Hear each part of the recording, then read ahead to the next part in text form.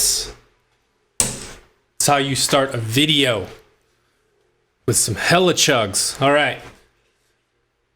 Welcome, everyone, to Weekly What's New, episode number 3. Got a few more topics for you to cover from this past week. So, without further ado, let's just jump right into it. The first of which you are all probably already well aware. But of course, I have to touch on it because it was the biggest news from this week by far. And it's not good news. Obviously, the passing of Eddie Van Halen this past week, was a crushing blow to a lot of folks. Someone as iconic and as legendary as Eddie Van Halen, he changed the game and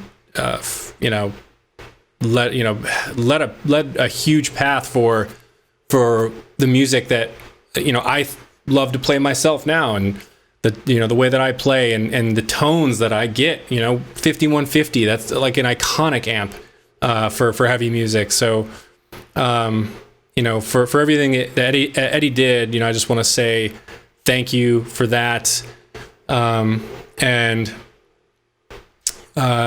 may he rest in peace. Second topic, I passed 200 subscribers this past week, which is insane, is huge. I mean, 200 is not a huge number for a YouTube channel, but for something that I started doing simply to pass the time during this pandemic, and with all the social distancing, quarantine, working from home, staying at home, not going anywhere, looking for something to do. I like playing guitar. I'm not an expert. I'm not a pro, but I figured let me just start a YouTube channel and just start making some fun videos and putting them out there and seeing what people think. And the support so far has been insane. I mean, I started this channel, I think in March sometime. It's October now, and I have over 200 subscribers. I checked earlier. I think it's like 204. So that's just amazing. And I wanted to say thank you to everyone who subscribed and who has liked videos and commented and has interacted with them, shared them, all the subscribers. Huge thank you for your support. It means the world to me. It just shows that the things that I'm doing, people appreciate. I see the thumbs down on the videos, so not everyone appreciates it, but for the most part, the support has been awesome, and I just want to say huge thank you to everyone who subscribed. If you haven't subscribed, that button's right down below. If you like the content you see in this channel, maybe you can be number 205. All right, moving on. The rest of the topics are all about plugins. So I will touch on one real quick. There is a 30% off coupon to the Mixing Extreme Metal course provided by ProMix Academy. I will put the link in the description of this video or maybe in the comments somewhere. So check that out. The coupon code I will also include in the description or the comments, wherever the link is, but it is literally just NEURALDSP. So the ProMix Academy partnered with NEURALDSP to provide this 30% off coupon for the Mixing Extreme Metal. So if you dig extreme metal and you're looking to up your mixing game, check this out. Let's see, the next the next topic, again keeping with plugins, is actually another coupon code. But right now NEURALDSP has a Cali 50, that's CALI 50, 50% off coupon code for the Fortin Cali suite, and that ends on October 12th, 2020 at 10 p.m. EEST. That's Eastern Europe summertime. For those of us in the US, like myself, that'd be like 3 p.m. Eastern Standard Time. So go snag that up. The Fortin Cali suite is absolutely amazing. In fact, I'm about to go ahead and jump into the next portion of this, which is kind of a demo of the Cali suite as compared to the NEURALDSP Omega Ampworks Granifier. Why? Because I felt like it, and because I love both of them. So I figured, why the hell not? But the Omega is probably one of my favorite plugins, guitar plugins of all time by far. And the Cali suite is right up there as well. So I figured let me throw them into this mix for this track that I released. There's a I don't know, like 4 or 5 videos ago. It's called Fire in the Sky. If you haven't checked it out, go watch it. But this audio is from that track, Fire in the Sky. So I figured let me intermix some Omega and some Cali in here and just kind of cross back and forth as the track plays, so you can give it a listen. And that way it'll give you something to compare to. Maybe you have Omega. This will give you an idea of what some tones you can get with Cali. So we'll jump into that right now. So if we look at the automation view, you will see where this is going to change. So you can see on these 2 buses here, we have Omega right and Omega left. Ignore the Omega. It was all Omega until I put together this stuff for this video. But now it is basically the guitar bus right, guitar bus left, and you can see what's happening here. So if we look here, this is going to be the Fortin Cali suite. While this green is active, when it's bypassed, it's the Omega. So I will solo these and you can hear what they sound like by themselves. Let me unmute them, and this is what they sound like by themselves.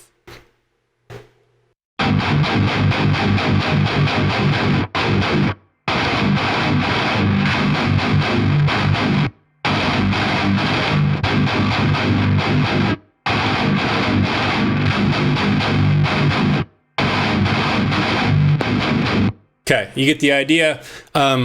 Honestly, there's not a drastic difference between them. But you can hear a subtle difference. It almost sounds to me, at least the way that I have it set up right now, as if the Omega is slightly more of a scooped sounding tone. It just seems like it has a deeper tone, but also a more bite on the high end a little bit. At least that's what I'm hearing. But let's go ahead and throw this in the mix, and you can watch when it cuts to the Omega and cuts back to the Cali, just to kind of hear what it sounds like in the mix. I'm going to back it up just a little bit more here. And here we go.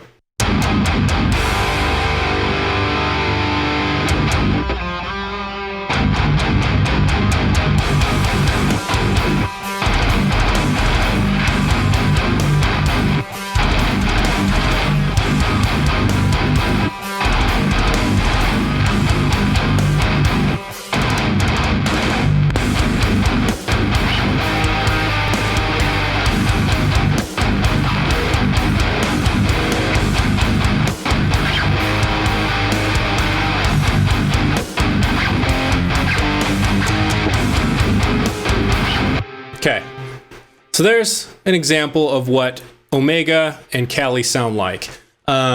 So obviously there's nearly endless amounts of different tones you can get out of these things. There's multiple channels. There's all the sorts of different EQ and gain settings. I'll just kind of give you an example of the settings I have here.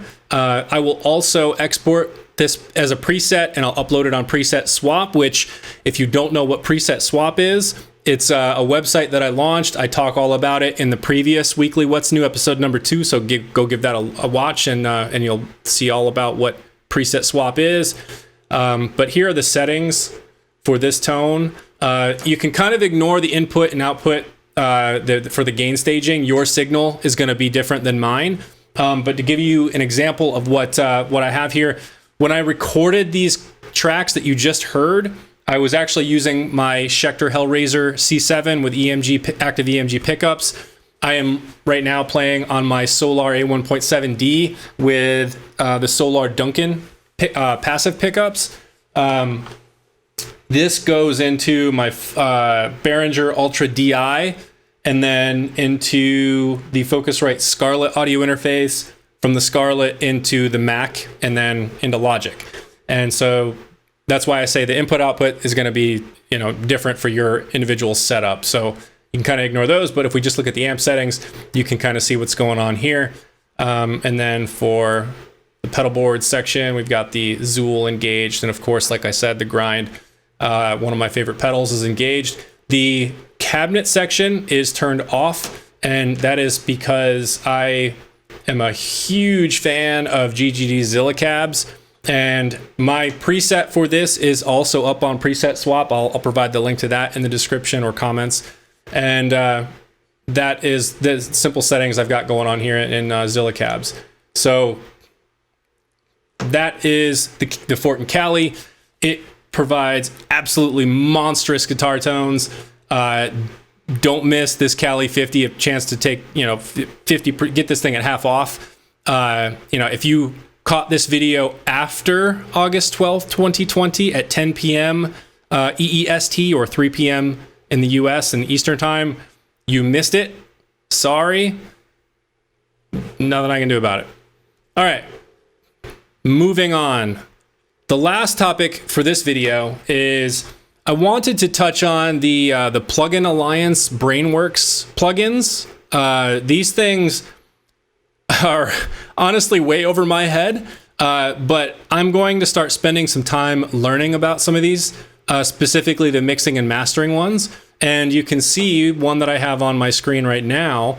I was emailed about this I have an account with them, and they emailed me about a deal on this. I haven't bought it, but this is a 14-day free trial. I figured I'd give it a shot and just kind of see what I can get with this thing. But this is a Shadow Hills mastering compressor, and it provides some pretty wild features.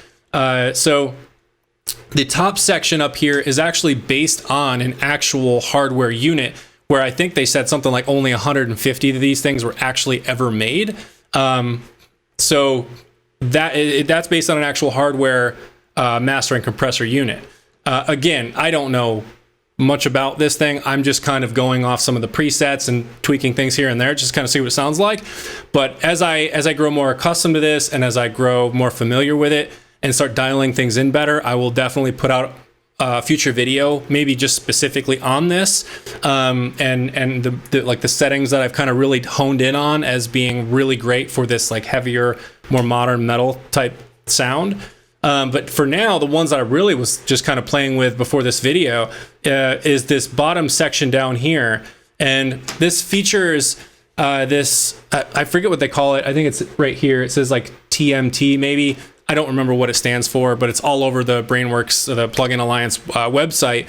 It's something they have a patent for, but it's pretty wild. It's basically takes to the left channel and the right channel, and you can hit this random channel button, and it moves them through like a virtual console, if you will. And it's modeling kind of like the slight differences that you would actually get from an actual hardware console, which was pretty wild. And then some of the other things I thought were really cool were specifically the mono maker and the stereo width settings down here.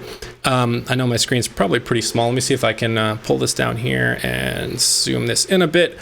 Maybe that looks a little bit better. But specifically right here, this mono maker and the stereo width. So the mono maker is basically as you turn the dial here, you can see how the frequency changes. And basically what that's doing is it's making everything below that, like at that frequency and below, mono. And that's pretty cool, because if you set this to something like, right now I had it at like 200 hertz, something like that. Everything below 200 hertz, it's going to become mono to really kind of like really push that low end without having that stereo separation, which kind of, when you have the stereo separation, at least in my experience, you lose some of that punch. So keeping it mono and ensuring nothing below that frequency is really being split in a stereo signal where you kind of lose the punch. I found that it really does, like that kick really drives through, and the bass, the low end of the bass cuts through in that mono mix like that.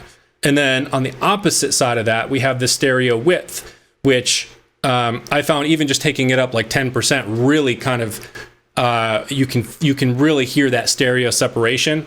So I'll play this a little bit, and I'll tweak some of these, the mono maker and the stereo width here, and you can kind of get a feel for what they sound like. So let me back this up.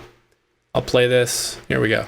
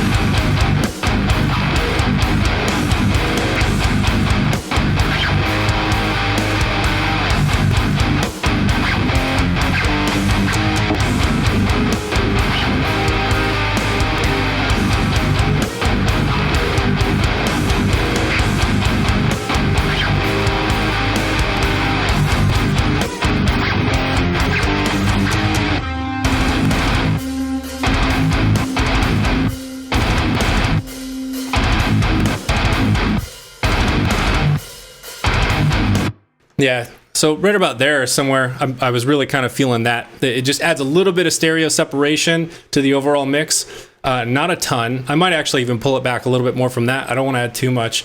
But I was really digging this mono maker.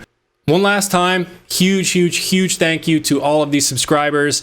As I said before, if you dig this content, if you like any of the content on my channel, you want to show me some support, hit that subscribe button down below. I would thoroughly appreciate it. It really does encourage me to keep going and doing this. Hit me in the comments if there's anything else that you would love to see me cover in one of these weekly What's New, or just a video about a specific topic or plugin. Let me know. I would love to do that. And as always, thank you for watching and thank you for your support.